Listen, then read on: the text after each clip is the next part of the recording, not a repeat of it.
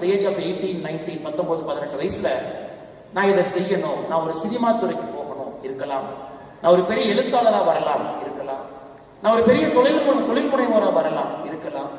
இன்னும் கொஞ்ச நாள் கழிச்சு இப்போ எலன் மஸ்கனுடைய ஆப்டிமஸ் கம்பெனி புதுசா இன்னொரு கம்பெனி போயிட்டு இருக்கு. அது பாத்தீங்கன்னா வீட்டுல ரோபோ. சமீபத்தில் யூஎஸ் போகும்போது அந்த ஆப்டிமஸை பார்த்தாங்க. எல்லா வேலையும் அதே செய்யுதுன்னா 5 ஆண்டுகள் கழித்து பல வீட்டுக்கு நீங்க போனீங்கன்னா காஃபி டீ வந்து ஆப்டிமஸ் ரோபோ தான் கொடுக்க போகுது. இன்னைக்கு பைத்தியகாரத்தனமா இருக்கு. இன்னும் 5-10 ஆண்டுகள் கழித்து பார்க்கும் பொழுது அப்பா 7வது கம்பெனி சாதிச்சுட்டா இருப்பான்னு நம்ம சொல்ல போறோம். அதனால இன்னைக்கு உங்களுக்குள்ள அது போன்ற ஒரு யோசனை இருக்கலாம். அப்படி இருக்கும் பொழுது அந்த தைரியமா நீங்க முன்னெடுங்க அப்படின்னு சொல்றது என்னுடைய கடமையாக இந்த நேரத்தில் நான் கருதுறேன். அதை நீங்க பர்சியூ பண்ணுங்க, அது மேல பேஷனேட்டா இருங்க, ஒரு காதலோடு இருங்க. அந்த ஐடியாவை நோக்கி கொஞ்சமா நகர்ந்து போங்க. அப்பா அம்மாவை கன்வின்ஸ் பண்ணுங்க. ஏன்னா எல்லாமே முதல் தலைமுறை பட்டதாரிகள். அப்பா அம்மா எல்லாம் விவசாயம் பண்ணி உங்களை படிக்க வச்சு இவ்வளவு தூரம் கொண்டு வந்திருப்பாங்க. ஆட்டை வித்து, காட்டை வித்து, மாட்டை வித்து நீங்க நிறைய பேர் இங்க இருக்கிறீங்க. நிறைய பேர் அடுத்த கல்லூரிகளுக்கு போக போறீங்க. அதனால நீங்க ஒரு ஐடியா உங்ககிட்ட இருக்க ஆழமா இருக்குன்னா அது அவ்வளவு ஈஸியா நாங்க சொல்றதை ஏத்துக்கிட்டு ஒரு சேஃபான ஒரு கோர்ஸுக்கு நீங்க போகாதீங்க.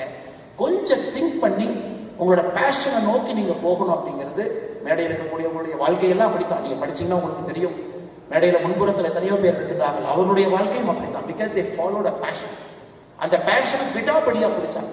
இவங்க எல்லாருமே சக்சஸ் இன்னைக்கு பாக்குறீங்க, எல்லாமே நிறைய ஃபெயிலியருங்க. அவங்க எல்லாம் நிறைய இடத்துல தோற்று போய் ஜெயிச்சிருக்கிறாங்க. வாழ்க்கையில யாராச்சும் ஒருத்தரை கொண்டு வந்து வெற்றி மட்டும்தான் எனக்குன்னா கண்டிப்பா கிடையாதுங்க, யாருமே கிடையாது. நான் ஒருத்தரை பத்தி படிக்கிறேன் பாருங்க. 1832 ஒரு தனியார் நிறுவனத்தில் இந்த வேலை போச்சு. 1833 ஒரு லா ஃபார்ம் ஆரம்பிச்சாரு, ஃபெயில் ஆயிட்டார். 1838 இலினாய்ஸ் ஸ்டேட், யூஎஸ் 50 மாநிலத்தில் இலினாய்ஸ் மாநிலத்தினுடைய ஸ்டேட் ஹவுஸ் ஸ்பீக்கர் எலெக்ஷனுக்கு போட்டி போட்டார், தோத்துட்டார். 1843 காங்கிரஸ் போறதுக்கு ட்ரை பண்ணாரு, நம்ம ஊர்ல எம்எல்ஏ சீட்டு கிடைக்கல. 1848 5 ஆண்டுகள் கழிச்சு ட்ரை பண்றாரு, மறுபடியும் கிடைக்கல. 1849 எதுவுமே கிடைக்கல. அரசாங்கத்துல போய் லேண்ட் ஆபீஸ்ல சேரலாமான்னு போறாரு, அதுவும் கிடைக்கல. 1854 நம்ம ஒரு எம்பி எலெக்ஷன் மாதிரி செனட் எலெக்ஷன் நிற்கிறார், அதுலயும் தோற்கடிக்கப்படுகின்றார்கள். 1856 துணை ஜனாதிபதி தேர்தலுக்கு போட்டியிறார் அமெரிக்காவில், அதிலும் தோற்கடிக்கப்படுகின்றார்கள். 1858 எது வேண்டாம் மறுபடியும் செனட் எலெக்ஷன் எம்பி எலெக்ஷனுக்கு வர்றாரு, அதிலும் தோற்கடிக்கப்படுகின்றார்.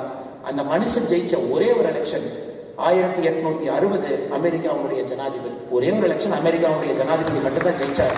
அவருடைய பெயர் அப்ரஹாம் லிங்கன்.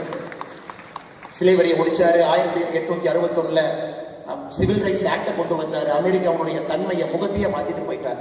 அதனால நீங்க நிறைய நேரம் நினைச்சுக்கணும், இந்த வெற்றியாளர்கள் அப்படின்னு நீங்க புத்தகத்துல படிக்கிறதெல்லாம் அவங்க கண்டென்ஸ் பண்ணி தன்னுடைய வெற்றியை மட்டும் சொல்லியிருப்பாங்க. ஏன்னா தோல்வியை சொல்வதற்கு அந்த புத்தகத்துல பேஜ் இல்லை. தோல்விக்கு ஒரு புத்தகத்தை ஜெம் பழனிவேல் அவர் எழுத சொன்னீங்கன்னா இந்த கட்ஸை விட இன்னும் 2 பெரிய புத்தகத்தை எழுதுவாருன்னு எனக்கு தோணுது. இன்னும் அதிக பக்கங்கள் இருக்கக்கூடிய புத்தகத்தை எழுதுவாங்க.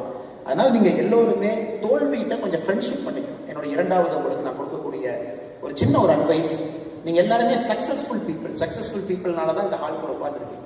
90% and above 99% ஃபென்டாஸ்டிக், ரொம்ப சந்தோஷம் இருக்கு. ஆனா வாழ்க்கையில வெறும் சக்சஸ் மட்டுமே பார்த்தீங்கன்னா ஆங்கிலத்தில் சொல்லுவாங்க, you are not pushing yourself, that is why you are always a victor அப்படிம்பாங்க. உங்களை நிறைய புஷ் பண்ணீங்கன்னா கொஞ்சம் தோல்விகள் அப்பப்போ வர ஆரம்பிக்கும். ஆனால் நிறைய உங்களை புஷ் பண்ணுங்க. Success should not breed complacency.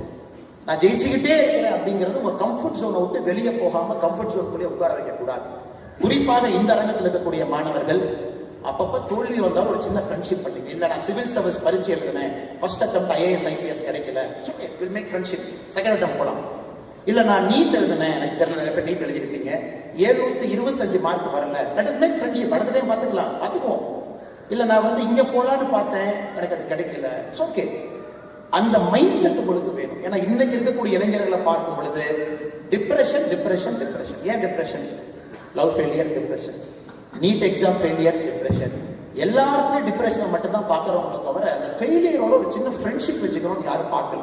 அதனால மாணவ செல்வங்களே, டிப்ரெஷன் உங்க வாழ்க்கையை அப்ரஸ் பண்ணக்கூடிய விஷயமா மாத்திராதீங்க. ஓப்பன் அப்பா இருங்க, பேஷனை சேஸ் பண்ணுங்க. வெற்றியாளர்களை மட்டும் பார்க்குறீங்க, அந்த வெற்றியாளர்களுக்கு பின்னாடி இருக்கக்கூடிய தோல்வியை பார்க்க மாட்டேங்க. அண்ணன் CP ராதாகிருஷ்ணன் அவர் நம்முடைய துணை ஜனாதிபதி, ஒரு அற்புதமான மனிதர். நான் பழகியதில் ஒரு எளிமையான, நேர்மையான, ஒரு நல்ல ஒரு மனிதர், எந்த டவுட்டும் கிடையாது. ரொம்ப ஒரு தேசியவாதி, ஒரு பற்றாளர், சொந்தமா ஒரு நிறுவனத்தை நடத்தினாரு. ஒரு நாள் அலுவலகத்தில் என்கிட்ட சொன்னாரு, என்னை எப்பொழுதுமே அன்பா தலைவரே தலைவரேன்னு கூப்பிடுவார். கூப்பிடும் போதெல்லாம் நான் எந்திரிச்சு நின்றுக்குவேன். நான் சொன்னேன், அண்ணா என்னன்னு, இல்லை நம்மளை கொஞ்சம் ஸ்பின்னிங் மில்லுக்கு அதிக நேரம் கொடுக்கணும், ஒரு 6 மாதம் ஸ்பின்னிங் மில் பக்கம் போயிட்டு வரனார். நான் ஏன்னு கேட்டேன், இந்த பொது வாழ்க்கையில் வந்துப்பா ஸ்பின்னிங் மில் கொஞ்சம் அவுட் ஆஃப் கண்ட்ரோலில் இருக்குது, நான் அங்கே போகிறேன். 6 மாதம் போனார். அப்புறம் கேரளாவுடைய ஒரு பொறுப்பு, சின்ன பொறுப்போ பெரிய பொறுப்போ, அதையும் செஞ்சார். எதையும் எதிர்பார்க்காம 50 ஆண்டுகள் 60 ஆண்டுகள் பல தோல்விகளை பார்த்தவர். சிபி ராதாகிருஷ்ணன் ஒரு வெற்றியை காமிச்சிங்கன்னா அவர் சரித்திரத்தில் 3 தோல்வியை நான் காட்டுவேன். லோக்சபால அற்புதமா ஜெயிச்சாரு. ஒரு தலை சிறந்த எம்பியாக இந்த பகுதிக்கு அவ்வளவு விஷயங்கள் செஞ்சு கொடுத்தவர்.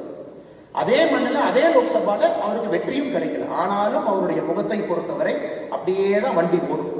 இன்னைக்கு எவ்வளவு பெரிய பொறுப்பு, இந்த நாட்டினுடைய துணை ஜனாதிபதி என்கின்ற உயரிய பொறுப்பு. அவர் வெற்றி மட்டும் பண்ணலாம் அவர் கிடைச்சதெல்லாம் இல்லை. சிபிஆர் தொட்டதெல்லாம் வெற்றி, தொடர்ந்து 50 வெற்றி, அதனால துணை இல்லை. அந்த மனிதனுடைய கேரக்டருக்காக